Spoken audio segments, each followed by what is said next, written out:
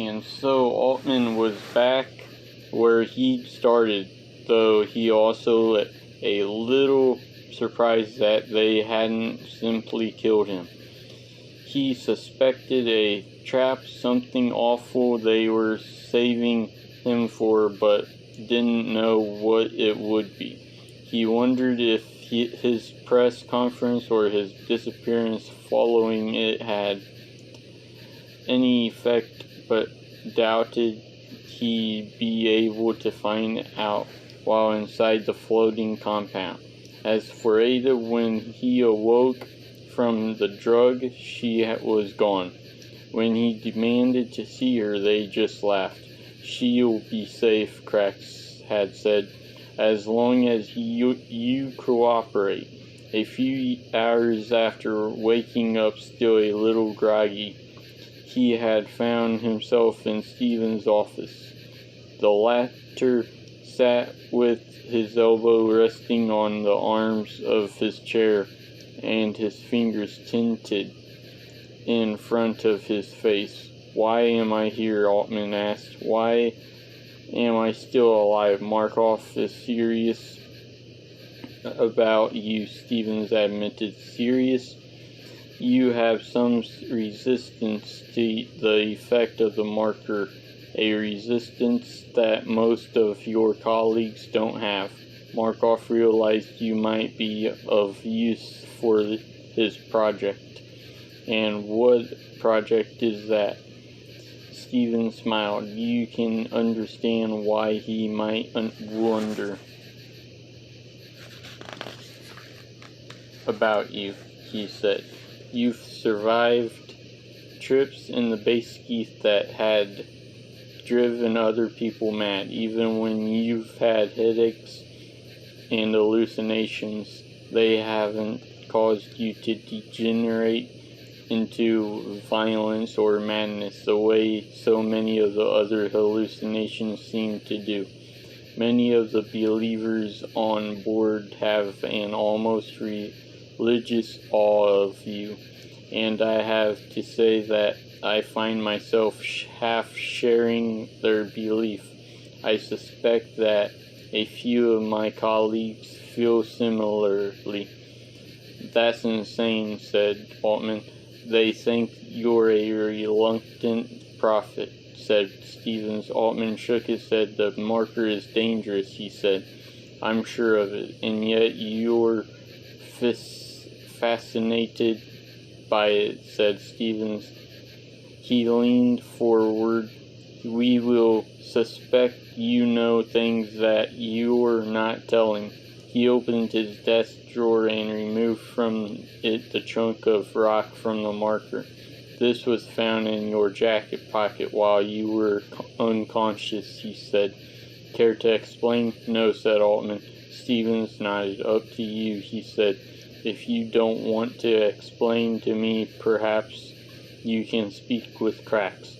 But Cracks didn't seem to want to talk exactly. "You know why you're here?" he asked. Altman nodded. "You want to know about the chunk of marker?" "That's part of it," he said, and he led Altman to a chair with leather straps affixed to the arms and legs. "Sit here," he said. "Why?" said Altman. "Where's Ada?" "Don't worry about Ada. Just sit," said Cracks, pushing his chest slightly too. So he tipped back into the chair. "Now I'm going to strap you in," he said. "There's no need to strap me in," said Altman, panic starting to rise in him. "I'll stay as I am." Cracks shook his head and began to affix the straps. "You won't," he said. "I'm afraid, Mr. Altman, that this is going to be a bit of a bumpy ride." "What do you mean, a bumpy ride? How do you feel?" Cracks asked as he tested each strap in turn. "Not uncomfortable. Not too tight?" "I'm fine," said Altman. "But what?" Cracks pulled the left wrist strap painfully tight, then the right. Altman could feel the strap cutting deep into his flesh. "How about now?" he asked, and then he left the room. For a moment Altman was alone, straining against the straps, and then he stopped. Maybe he could tip the chair over, break it somehow. But when he tried to rock it back and forth, he found that it had been bolted to the granite floor. A moment later, Cracks was back, bringing a wheeled cart with him. On top of the cart was a tray covered in a white cloth. Cracks brought it close, pulled the cloth off it with a flourish. Beneath was a row of scalpels and knives, a pair of pincers as well. Cracks ran his hands slowly over them. "You didn't think you could just waltz off and report on us and suffer no consequences, did you, Mr. Altman?" Altman tried to speak, but his mouth had gone suddenly dry. Cracks selected the smallest knife. "Let's start small and work our way up, shall we?" he said. "I'd rather you didn't," said Altman. "Just a few small cuts at first, Mr. Altman. Just something to make it interesting and to make you respect my artistry." He grabbed hold of Altman's index finger and very carefully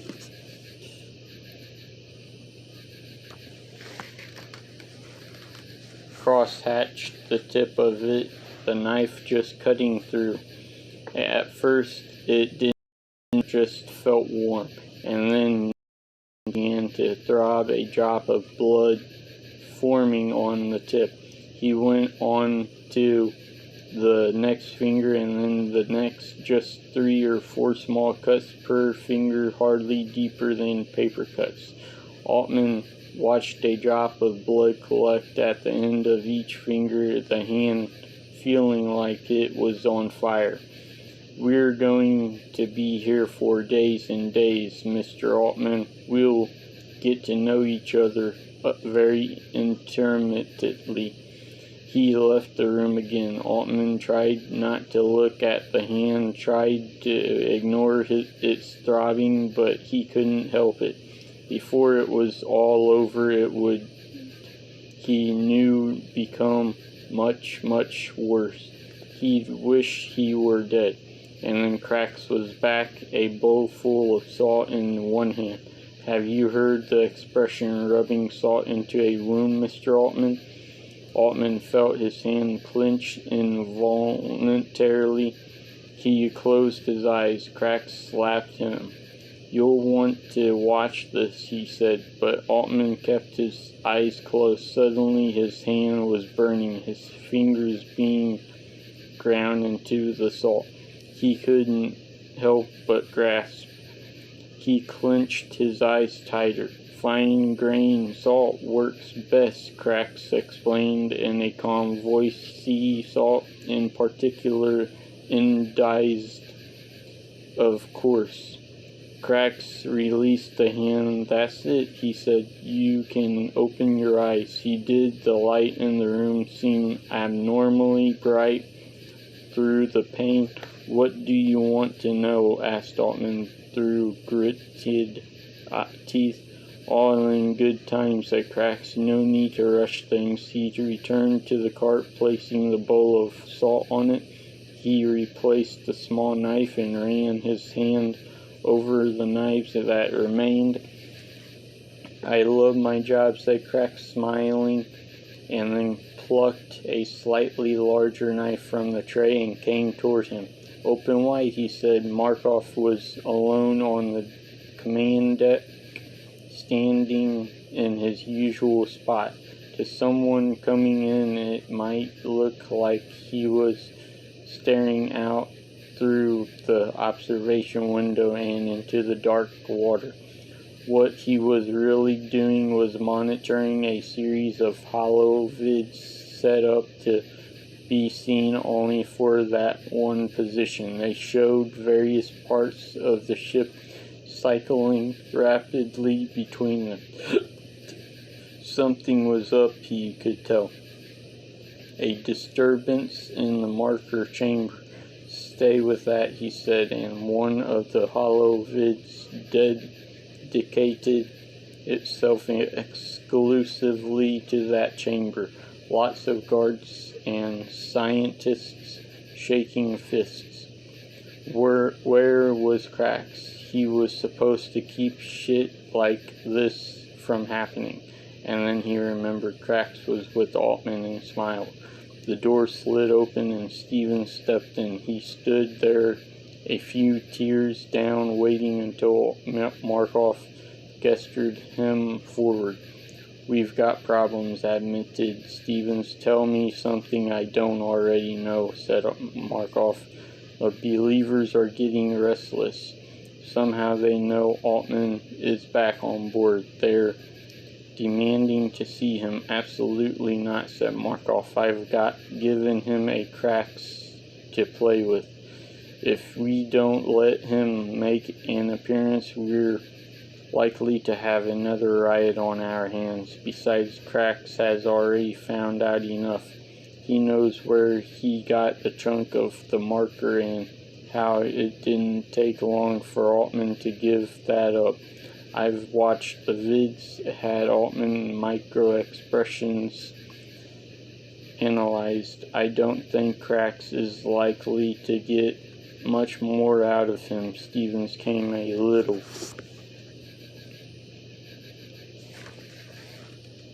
closer, put his hand on Markov's shoulder. I know you hate him, he said. We all hate him, but we can use him.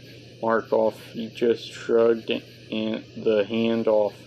He'll be a distraction to the believers, Stevens said. He's more useful to us that way than he is dead. Markov focused his hard stare fully on Stevens. Stevens met it placidly. How do I know you're not one of them? One of whom? The believers? Do I seem like a believer to you? All right, Markov said. He can be useful. Get him from Cracks, but if anything goes wrong, I'm blaming you.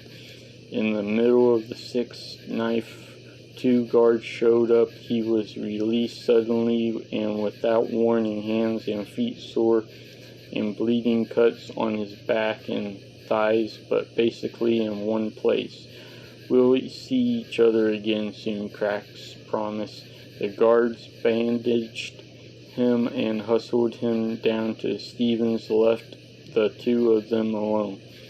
It would have been easier to tell me, said Stevens. Keep that in mind next time you have a choice.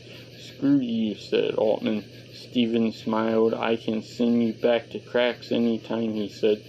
Keep that in mind as well. Altman didn't reply. The only reason you're here now, said Stevens, is because I have a use for you. There was a skirmish between believers and unbelievers the other day that left people dead. People are taking sides. If it goes on like this, more people will die. I'd like to keep that from happening. I think you can help. How? The believers trust you, he said. They may listen to you. The pulse signal is broadcasting again, said Altman. The conflict between the believers and the unbelievers is hardly your biggest problem. No, admitted Stevens, but the 2 feed one another. You're here instead of with Cracks and his knives because Markov thinks you may have a chance of keeping things stable. And if I say no, Stevens shrugged, then you go back to Cracks. And if you misbehave or try to stir the believers up, I'll shoot you myself. But keep things stable and you'll prevent a lot of people ending up dead. And it goes without saying that we'll be watching you at all times. I want to talk to Ada first, said Altman. Stevens hesitated for a moment. No, he finally said. Why not? You'll have to trust me that she's safe, and Stevens, if everything goes well, I'll let you talk to her. Field was there, many other scientists he recognized as well, all of them happy to see him again. It was Field who told him about the firefight with the military, the deaths he showed him too, where he had been shot in the foot but didn't remove the dressings. That must hurt, said Altman. Field smiled happily. Without the morphine, I wouldn't be able to walk, he said. But that's not important, he said. I'm not important? Of course you are, said Altman, patting him on the shoulder as if he was crazy.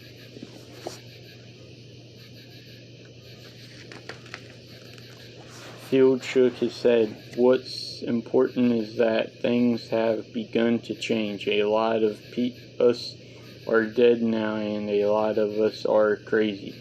Those of us who are left have a different perspective. He clutched Altman by the shirt, pulled him closer, the weird morphine smile still plastered clown-like across his face. Those of us who are left, he said in a stage whisper, believe. If you say so, said Altman, trying to free himself. It's a marker, said Field. It talks to us. He gave Altman a search look. It spoke to you too. That makes you a believer. It's separating the sheep from the goats. Either you believe or you die. That's crazy, said Altman. Is it? Said Field. Look how many people are dead now. Look how many are mad. Is that normal? Can you explain it any other way? There are other explanations, said Altman. There have to be. Like what? Asked Field. When Altman didn't answer, he said, be one with the marker, Altman. Accept its message of oneness and unity. Join with us. Finally, he let go. Altman took a step back, trying not to reveal to Field how disturbed he actually was. Mad or dead or religious? What the hell kind of choice was that? More and more people believed in our unitology, Field said with his same and mad smile. He reached clumsily into the neck of his shirt, grasped a leather thong. He tugged it out. At the end was a crude sigil, two silvers of metal twisted together to form a representation of the marker. When we are weak, said Field, we call on this. We wrap it in the fist and squeeze it, and then close his eyes, whispering something over and over again, a ritual chant or a prayer soft. Enough that Altman couldn't quite make it out. He didn't want to make it out. He looked away from Field and saw that most of the others around them were doing the same thing, each holding something and whispering toward their clenched fists, their eyes closed. Slowly and quietly, he shuffled his way free of the group and got the hell out of there. His interactions with the researchers were ridiculously different than they had been before. Before, there had been a separation between Markov's inner circle and the rest of the scientists. Now everybody seemed inclined to work together. There was a new sense of urgency, a sense largely from the hallucinations or visions, as the believers called them. That time was of the essence.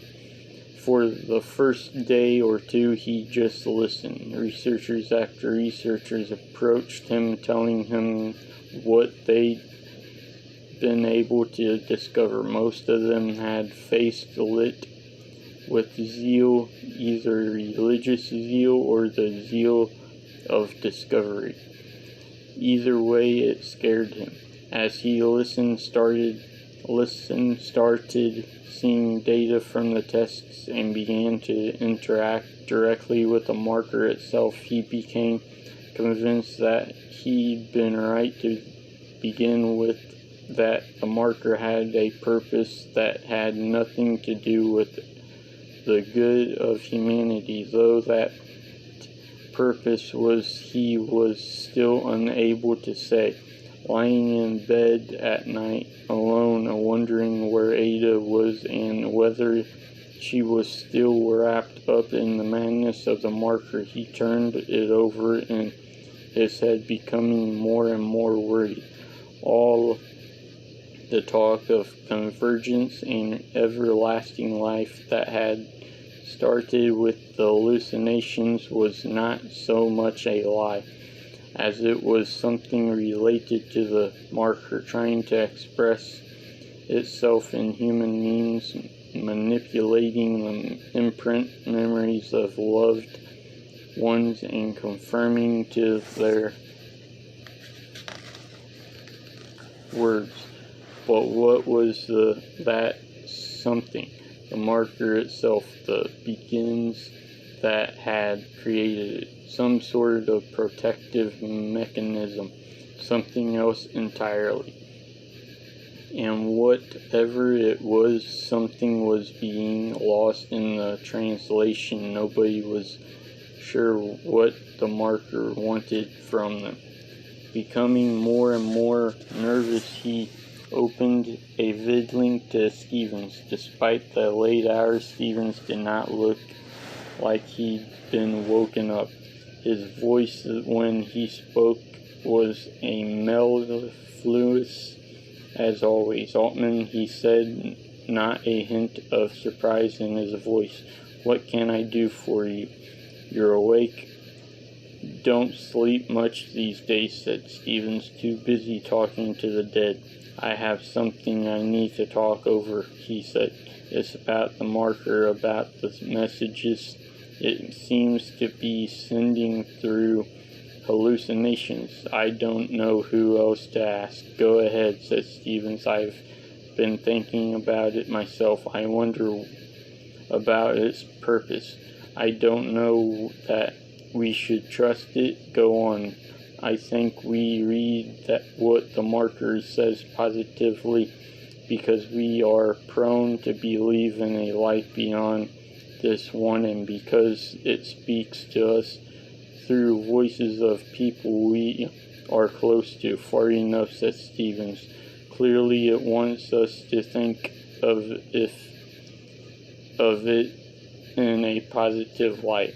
But if you listen closely to what the hallucinations are saying and try to think of them as being the words of an alien presence channeled through human memories, and try to forgive that you're being told them by someone who you know and love, there's another interpretation for convergence, for becoming one. Yes, said Stevens.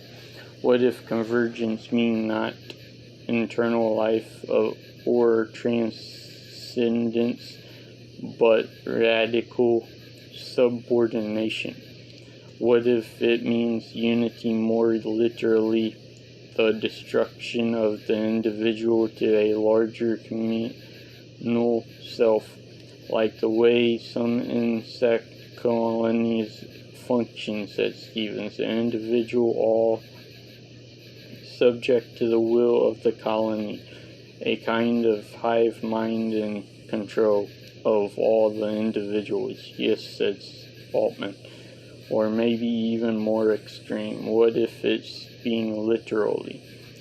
What if it means somehow to transform us from many creatures into one?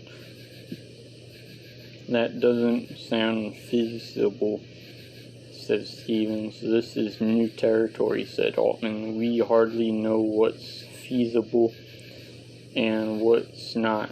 In any case, it's dangerous. We may not be heading for utopia, but instead toward destruction, which raises an important question, said Stevens quietly. What's that? Whatever we're looking for from the marker, whether we see it as something to be mined for power or something to be worshipped or an object of scientific inquiry, are we using the marker or is the marker using us? For the first time, Stephen's smooth exterior broke, and Altman saw something like a glimmer of anxiety burst through. He covered his eyes with his hand. When, after a moment, he moved his hand away, the smooth exterior had returned. One other thing, said Stevens. The dead talked to some about unity, others about a ticking clock. What does this refer to? How does it relate to convergence? Is the marker awakening now to punish us for not making the most of our time here? I don't know, said Altman. It may be something less threatening, but I think it might be more. The dead act as though we have been facing a deadline that we have evidently crossed. Convergence is talked about as starting over, but I don't know that it's likely to be a fresh start for us. Maybe it'll just be a fresh start for the marker or whatever controls it. Maybe convergence means wiping us out to start some new cycle, some new phase of whatever strange processes we seem to be a part of. If you're right, said Stevens, the human race is on the brink of extinction. Either way, this convergence represents the end of life as we know it. Yes, said Altman. So what do we do? It should be stopped, Altman said, but I don't know how. Now that it's active, I don't think it would help to sink the marker again. We have to satisfy it enough to make it fall silent and leave us alone for a while, but not enough to move completely forward into convergence. I don't know what else to do but try to keep understanding what it's saying to us before it's too late. Maybe once we understand what it says, we can figure out how to talk to it. But you may be wrong, said Stevens. The marker may actually be promising us eternal life. Altman nodded. I may be wrong, he said. But I don't think I am. You told me yourself suicides are up, violent crimes are up. Some people's headaches are so bad that they try to stop them by banging their heads against the wall until it cracks open. All the infirmary beds are filled, and there are still people screaming and with nowhere to go. Once respectable scientists are painting their walls with their own shit. Does that sound like eternal life to you? Stephen sighed. It could be just an intermediate stage. Do you know Pascal's wager? He asked. Who's that? Who's what? Asked Altman. Blaise Pascal, said Stevens. 17th century philosopher, mostly forgotten now, though one of the first ships destroyed in the moon skirmishes was named after him. His wager argues that since the existence of God cannot be determined through reason, an individual should live as if he did exist, since he has very little to lose if God does not exist and everything to gain if he does. What does that have to do with? I'm getting to that, said Stevens. I can either believe what you're telling me or I can believe that the martyr has our best interest at heart. If I believe what you're telling me, then that means that most likely humanity is a lost cause anyway, and I'll spend my final days beating up my head over a problem that can't be solved. If I believe the martyr has our best interest at heart, then I move forward full of hope toward my own salvation. Oh my God, you've become a true believer, said Altman. Why else do you think I convinced Markov to have released? I have to wish you the best of luck, said Stevens. If you're right and I'm wrong, I hope you can figure it out and save all of us. If you're wrong and I'm right, then I have everything to gain by believing. That's not how belief works, said Altman. You cannot just decide to believe.